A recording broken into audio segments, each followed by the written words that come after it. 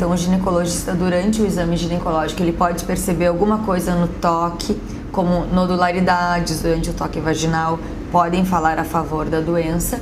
E também nós temos alguns exames de sangue, um muito conhecido é o CA-125, que apesar de não ser definitivo, ele é útil no diagnóstico quando coletado durante o ciclo menstrual. O exame CA-125, ele é basicamente um exame para auxiliar no diagnóstico de câncer de endométrio, de ovário e também auxiliar no diagnóstico da endometriose.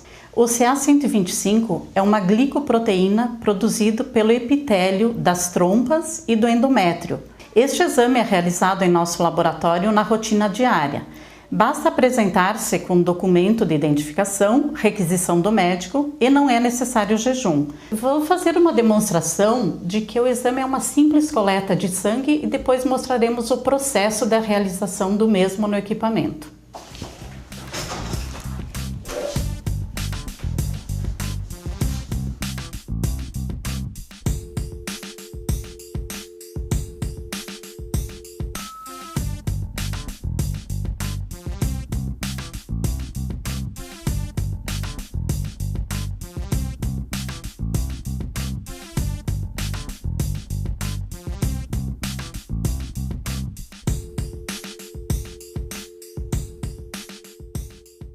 Agora vamos para a área técnica, para a segunda fase do exame, onde o sangue será colocado no equipamento, previamente passados os controles e aprovado.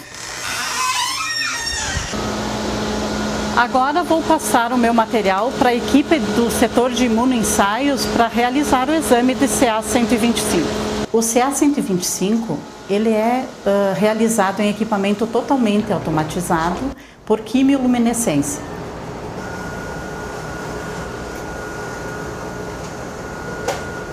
Agora ele vai fazer ele lê o código de barras, já identifica o exame e em 1 hora sai o resultado. O diagnóstico da endometriose se dá pela infertilidade e pela dor, basicamente.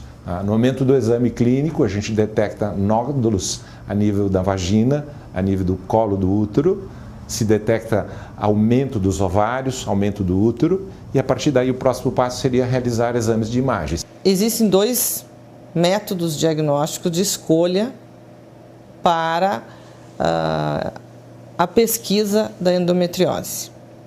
Método de diagnóstico complementar, que são eles: o ultrassom transvaginal com preparo intestinal e a ressonância magnética da pelve com protocolo para endometriose.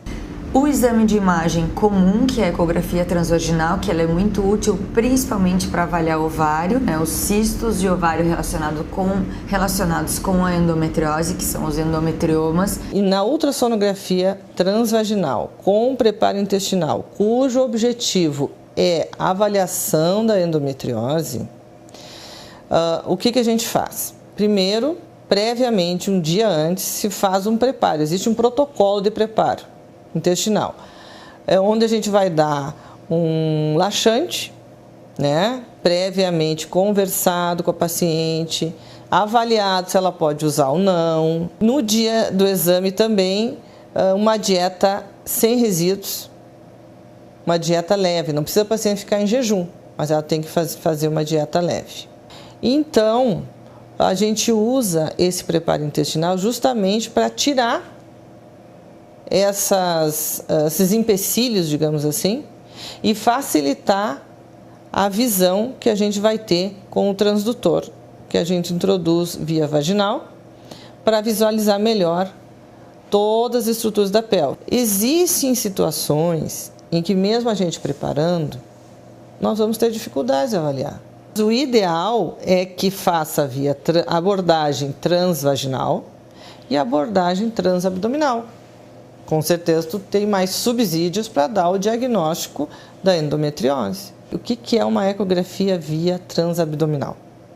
Nada mais é do que uma ecografia com bexiga cheia, via abdominal, Em vez de nós colocarmos um transdutor pela vagina, que é o transdutor que é utilizado na ecografia transvaginal, nós vamos usar sobre a barriga, suprapúbico, na realidade sobre a pube.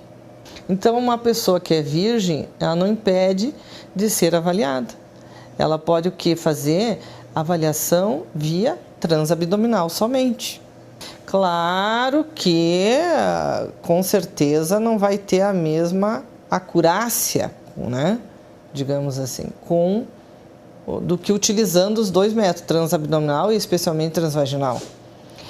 Mas isso não é impeditivo que seja avaliado.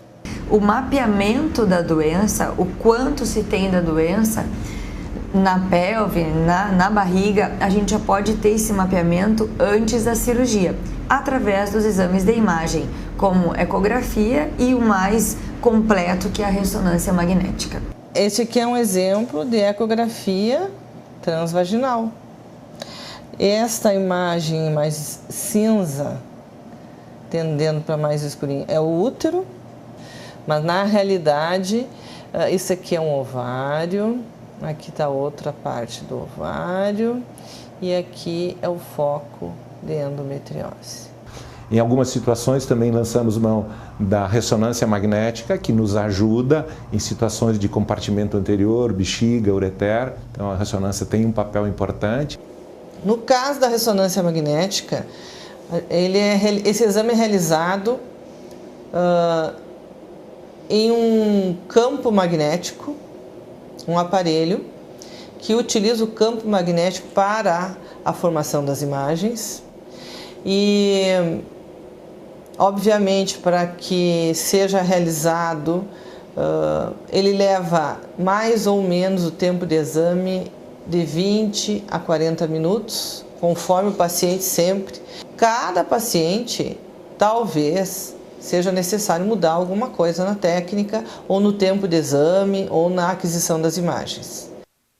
Quando nós vamos realizar um exame de ressonância magnética, nós precisamos preparar o paciente da seguinte forma: preparo intestinal.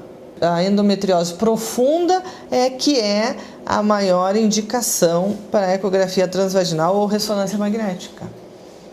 Por que não vai direto para vídeo, laparoscopia? Porque existem as lesões superficiais são facilmente diagnosticadas pela vídeo, mas as profundas não, tem mais dificuldade. Tanto que a acurácia da eco e da ressonância chegam a 90%, 95%. Quando esses exames me mostram que realmente a minha suspeita é provável que seja mesmo a endometriose, em princípio eu poderia já iniciar o tratamento. Não necessariamente eu teria que fazer uma videolaparoscopia e ainda confirmar se é. Mas o que acontece é que muitas vezes a paciente tem sintomas de endometriose, ela faz todos esses exames e todos esses exames dão negativo, ou seja, não mostram nenhum indício de endometriose. Toda patologia para ser tratada e para que o médico possa fazer o seu papel, que é a atividade médica, existe a necessidade de um diagnóstico prévio. Existem algumas patologias, e entre elas a endometriose, em que o diagnóstico é muito difícil. E, infelizmente, isso é uma realidade ainda. Nesses casos, sim, é muito importante que a paciente vá para a videolaparoscopia, porque muitas vezes os exames não mostram nada, mas na videolaparoscopia se enxerga, sim, os focos de endometriose. Sempre que se enxergar focos de endometriose na videolaparoscopia, se deve retirar esses focos e mandar para anátomo patológico. Que é o caso dessa paciente que tem uma endometriose, tem um quadro de dor, um quadro de dor na relação, um quadro de cólica, dor na evacuação também, né? Então a gente vai avaliar o abdômen e tentar retirar todos os focos de endometriose. Então, aquela paciente que tem endometriose leve, ela indo para a videolaparoscopia, ela consegue primeiro fazer o diagnóstico se realmente ela tem endometriose ou não, porque o diagnóstico, única forma da gente ter certeza se alguém tem ou não endometriose é pela cirurgia, pela videolaparoscopia, né? e além disso já fazer o tratamento da endometriose. E com isso, chegar até 50% de chance de gravidez após a cirurgia. Bom, já uns 8 anos atrás, eu sempre ia no médico porque, né, tinha um fluxo muito grande, né, um sangramento, né, e eu achava que não era normal. Dá muito seguido as dores e aí foi que o médico mandou fazer uns exames e descobriu endometriose. Eu fui para a primeira cirurgia, uma videolaparoscopia, e em menos de um ano eu tive que fazer outra. Aí eu casei e como eu já sabia, né, que uma das formas de amenizar as dores seria se eu engravidasse, aí eu peguei e parei de tomar o anticoncepcional para ver, né, se eu conseguia engravidar. E não, passou 1 ano, 2 anos, 3 anos, sentindo muitas dores por baixo da barriga, né. Na verdade, eu estava doendo era tudo, né, eu já não sabia mais explicar o que eu sentia, né. Ele disse, olha, vamos ter que operar de novo. Aí eu fui procurar outro médico, não que eu achasse que ele tivesse errado, mas eu pensei também, não vou ficar me operando o tempo todo, né, se a cada cirurgia vai diminuindo a chance de eu engravidar, né. Aí eu fui em uma outra médica e foi quando ela me falou, olha, eu teria que te dar o mesmo tratamento, a mesma coisa, não é que o médico está errado, a medicação que eu deveria te dar é a mesma dele, eu vou te encaminhar para uma clínica de reprodução humana, que lá eles vão te fazer um acompanhamento e provavelmente tu vai ter que fazer ou uma inseminação ou uma fertilização in vitro. Um outro enigma da endometriose, e que tem sido bastante estudado, é justamente se todas as pacientes com endometriose deveriam fazer videolaparoscopia e fazer o tratamento cirúrgico, mesmo aquelas que vão para a fertilização in vitro depois, ou se a gente poderia ir direto para a fertilização in vitro. Se a cirurgia iria melhorar o tratamento da reprodução assistida depois ou não. Tem vários estudos que mostram que sim, que o ideal seria fazer o tratamento cirúrgico por videolaparoscopia antes e depois, e isto faria com que se tivesse maior chance de gravidez na reprodução assistida, nos tratamentos de fertilização in vitro. Mas tem outros estudos que mostram que não faz diferença. Uma coisa importante é que a mulher que tem endometriose, ela já tem por natureza uma diminuição da sua reserva de óvulos. E isto, muitas vezes, durante a cirurgia videolaparoscópica, dependendo da quantidade de endometriose que vai se retirar dos ovários, pode, na verdade, causar mais dano do que ajuda, do que vantagem para aquela paciente que vai para a reprodução assistida. Não quer dizer que todo mundo que tenha lesão de endometriose precise necessariamente de cirurgia. O que tem que entender é que se a gente não operar aquela lesão vai continuar existindo. Então, é uma estratégia personalizada, individualizada. Eventualmente, a gente pode optar por não operar uma paciente, mantê-la sob um manejo clínico e um controle periódico. Apesar do tratamento de base da endometriose ser o tratamento cirúrgico, para a dor nós também lançamos mão do tratamento clínico.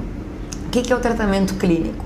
Qualquer medicação utilizada que faça com que não se tenha mais a menstruação, já que nós sabemos que a doença se relaciona com o ciclo menstrual, com a presença da menstruação. Porque o objetivo é que a paciente que tem endometriose não menstrue. Então, mesmo fazendo a cirurgia, nós orientamos exceto em pacientes que vão engravidar, que isso é um outro capítulo, as pacientes que estão tratando só dor, nós orientamos que não menstruem pós-cirúrgico, que fique em tratamento clínico para que a menstruação não retorne. Durante o tratamento cirúrgico, nós classificamos essa doença em 4 graus. Endometriose mínima, leve, são graus baixos e que dificilmente voltam.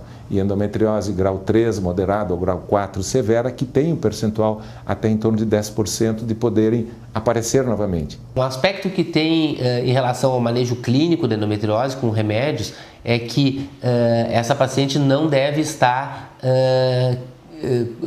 querendo engravidar, né? Os remédios não têm benefício para a paciente que está querendo engravidar e, pelo contrário, eles, na sua grande maioria, têm o efeito anticoncepcional também. Então, a pessoa que está querendo engravidar, ela não é candidata ao uso de remédios para endometriose.